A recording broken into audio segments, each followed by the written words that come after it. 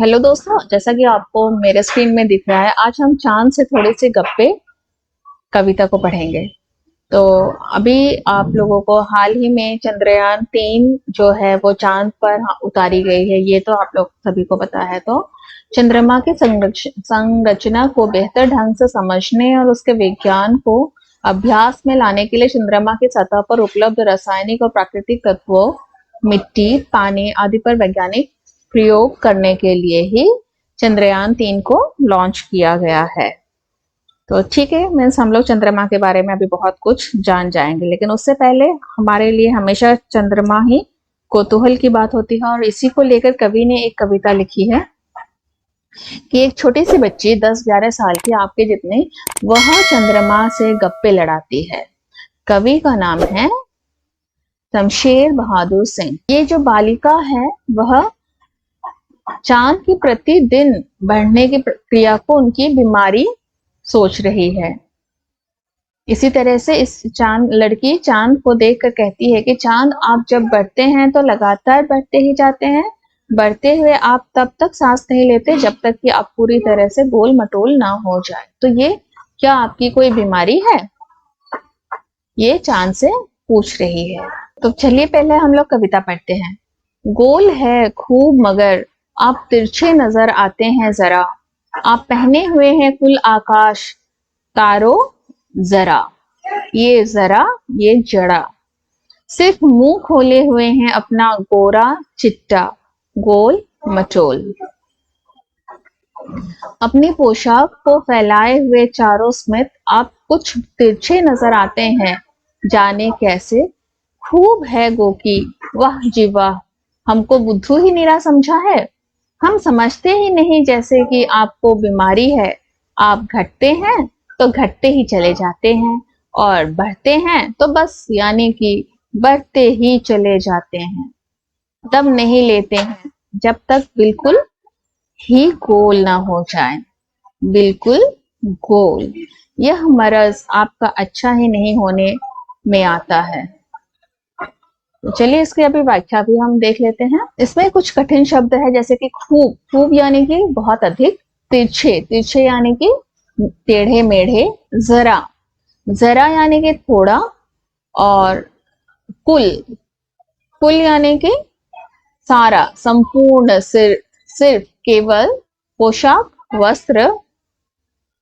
चारों स्मित, सभी दिशाएं।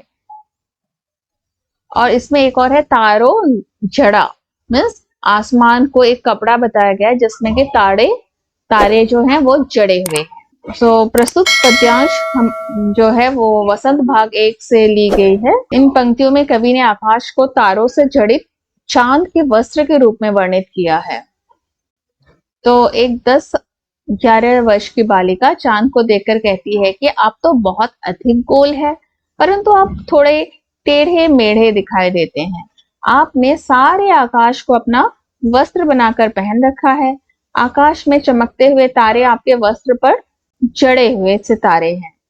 आपका सारा शरीर वस्त्र से ढका हुआ है।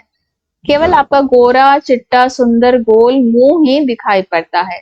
आपका आकाश रूपी वस्त्र सभी दिशाओं में फैला हुआ है।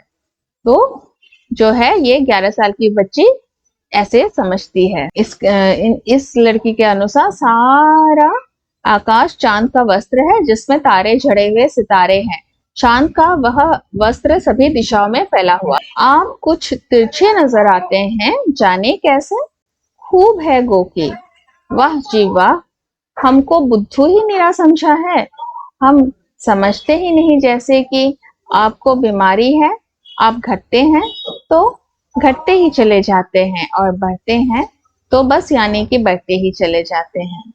तो इसमें हमें कुछ नया वर्ड मिला है, नजर। नजर यानी कि दिखाई देना। गोकी, गोकी यानी कि हालांकि, यद्यपि। बुद्धू, बेवकूफ। निरा, पूरी तरह से। तो ठीक है, अब इसका हम अर्थ देख लेते हैं, इसको समझ लेते हैं, व्याख्या समझ लेते हैं इसकी।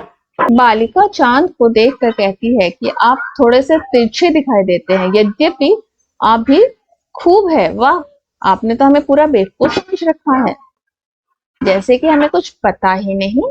हम भी आपकी अच्छी प्रकार से समझ गए हैं। आप हमेशा एक समान नहीं रहते। आप जब घटते हो तो घटकर बिल्कुल ही पतले हो जाते हो, और मैं समझती हूँ कि आपको घटने की एक बीमारी है। तो ये लड़की का कल्पना है कि बालिका चांद के घटने की क्रिया को उनकी बीमारी समझती है। अब और बढ़ते हैं तो बस यानी कि बढ़ते ही चले जाते हैं, दम नहीं लेते हैं जब तक बिल्कुल ही गोल ना हो जाए, बिल्कुल गोल। यह मर्ज आपका अच्छा ही नहीं होने में आता है। दम यानी कि सांस बिल्कुल पूरी पूरी तरह से।